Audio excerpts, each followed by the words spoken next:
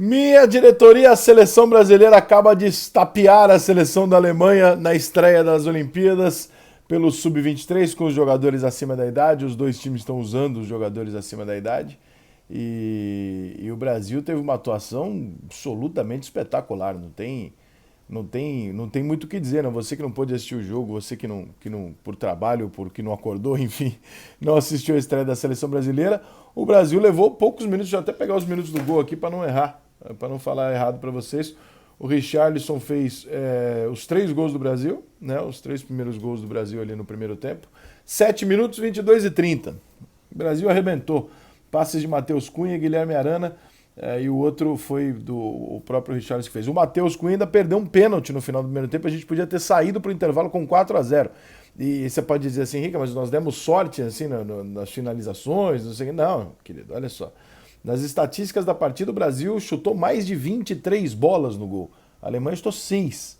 Né? Então, por mais que o placar tenha terminado não sendo tão elástico assim, porque a Alemanha encontrou 2 bolas lá, o Brasil perdeu vários gols e teve um domínio, assim, o Brasil acomodou o jogo no segundo tempo, porque o primeiro tempo da seleção brasileira foi massacrante em cima da seleção alemã. O Brasil jogou com uma formação razoavelmente ofensiva, né? O Douglas e o Guimarães, Bruno Guimarães no meio, na frente o Antony na direita, o Richarlison no meio, o Claudinho na esquerda e o Bruno Guimarães mais à frente. Nós perdemos diversos gols, o Brasil foi extremamente rápido nas jogadas, criou oportunidade de tudo quanto era jeito, driblou, tocou bola rápida, fez tabela na frente. Foi uma atuação fantástica da seleção brasileira em cima da Alemanha. Vamos separar bem, né, como eu já disse, o resultado final da partida com o resultado do que aquilo que a gente viu. O Brasil foi se acomodando no jogo, ficou, né, aquela coisa meio lenta e tal. A Alemanha tem bons jogadores, evidentemente, foi buscar no segundo tempo sem nenhuma pressão ofensiva em cima do Brasil. A bola esteve o tempo inteiro com o Brasil. A Alemanha teve um jogador expulso.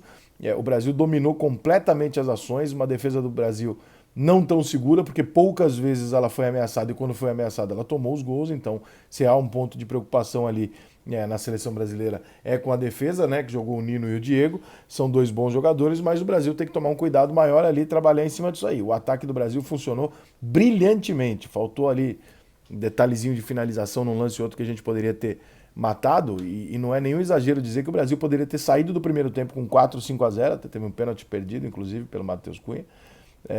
E o Brasil poderia ter voltado para o segundo tempo, e mesmo no segundo tempo, onde o Brasil não repetiu a atuação do primeiro tempo, cabia mais uns 2 ou 3 ali que o Brasil criou chance para fazer. Então, muito surpreendente. A gente sabia que o Brasil ia jogar bem, a gente sabe que a gente tem um bom time, né, do Sub-23 e tal, mas acho que nem o mais otimista dos brasileiros imaginou ver o Brasil fazer 3-0 tão rápido na Alemanha, sem a Alemanha ver a bola. O goleiro do Brasil não apareceu na tela no primeiro tempo. Um massacre, um baile de futebol. Muito intenso, com muita correria e com uma seleção com algumas características diferentes da principal. Eu sei que a comparação é inevitável, eu sei que vocês gostam da comparação e, portanto, vou fazê-las. A seleção brasileira tem algumas coisas na Sub-23 que a seleção principal não tem. Primeiro, o jogo não é centralizado num jogador só.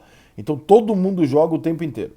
Então, você não tem noção exatamente do que vai acontecer, de que para onde vai a bola, qual é a jogada que o Brasil vai tentar fazer. Quando na seleção principal hoje, você sabe que o Brasil vai pegar a bola, vão abrir 2 jogadores e em algum momento eles vão procurar o Neymar para que o Neymar tente decidir a partida para o Brasil ou fazer um lance ali mirabolante que só ele é capaz de fazer. Essa imprevisibilidade, ela prejudica muito o adversário, porque o adversário não tem... Não adianta eu atolar todo mundo em cima de um jogador só, porque vai vir outro. O Matheus Cunha é o centroavante da seleção brasileira, o jogador mais enfiado dentro da área. Quem fez os gols foi o Richarlison, que fez essa função vindo de trás do Matheus Cunha, às vezes jogando um pouco mais do lado dele e tal, mas normalmente um pouco atrás. Então o Matheus Cunha abre o espaço, o Matheus Cunha corre para lá e para cá, é um jogador versátil pra caralho, é um centroavante que não fica parado dentro da área, e o Richarlison foi entrando e fazendo os gols no primeiro tempo. O Antony muito habilidoso e voluntarioso, inclusive do lado direito, tocando bem a bola, dando oportunidades para os companheiros e tal. Não foi fominha, como no São Paulo era uma característica dele que às vezes incomodava o São Paulino, né? O Antony tem... A principal característica do Antony sempre foi o drible e carregar bem a bola. E o principal ponto de irritação do torcedor do São Paulo com o Antony muitas vezes é que ele não tinha tesão pelo gol. Então parecia que o drible para ele estava bom, né? E aí chutava às vezes com o pé murcho, ou nem chutava, tentava um drible a mais e tal.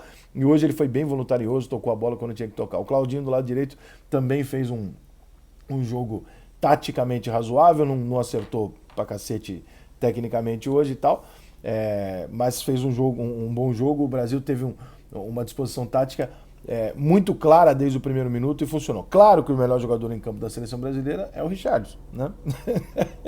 Não dá, o cara mete 3 gols na Alemanha no primeiro tempo, não tem que ter nem votação, né? O Richarlison acabou sendo o melhor jogador da seleção brasileira nessa grande estreia. Outra ótima notícia para o Brasil, tiveram algumas alterações no jogo que também são importantes dizer.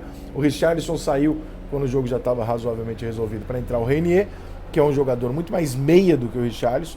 Então o Brasil passou a ter uma criação maior, talvez, para que o Matheus Cunha tivesse essa oportunidade como centroavante. O Paulinho entrou na vaga do Antony e o Malcom entrou na vaga do Claudinho. Nós tivemos alteração ali do ataque, né, da formatação do ataque. Evidentemente que o Brasil jogou menos com o time, com os jogadores reservas do que com o time titular, mas o padrão ofensivo da seleção não mudou, né? O Paulinho continuou jogando de um lado, o Malcom do outro, o Reinier entrou ali numa função mais de meia. Ele é mais meia do que o Richarlison, né? Embora o Richarlison tenha essa entrada na área muito mais forte do que o Antony. E o Matheus Cunha surpreendeu, para quem não conhece. Eu, por exemplo, não conheço pra caramba, fiquei surpreso com a qualidade, com a velocidade do Matheus Cunha, com a versatilidade. Acho que começam aqui os exageros, evidentemente, a partir do momento que o Brasil vence um jogo desse aí, da forma que foi. Começam os exageros e dizer, a seleção sub-23 é melhor do que a seleção principal, tem que pegar os meninos da 23 e colocar na principal e tal. Isso para mim não passa de bobagem midiática, meramente para vender jornal e dar impacto, né? Porque, claro que esse time da sub-23 não jogou contra a seleção principal da Alemanha. Se jogasse ia ser um perrengue do cacete, como os jogos da seleção brasileira, né, quando a seleção brasileira joga com o time principal. Então não vamos usar como parâmetro, vamos pegar dali o quê?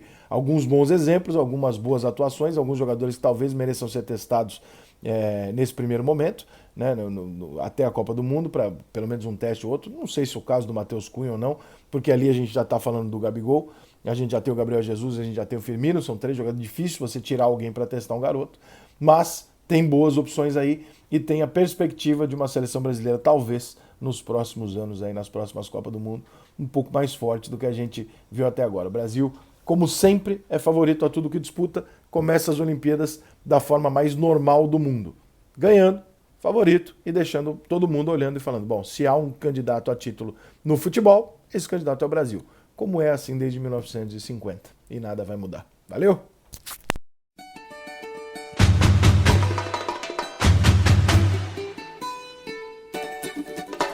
Mostrando a minha identidade, eu posso provar a verdade a essa gente. Como eu sou da mocidade independente, vamos mostrar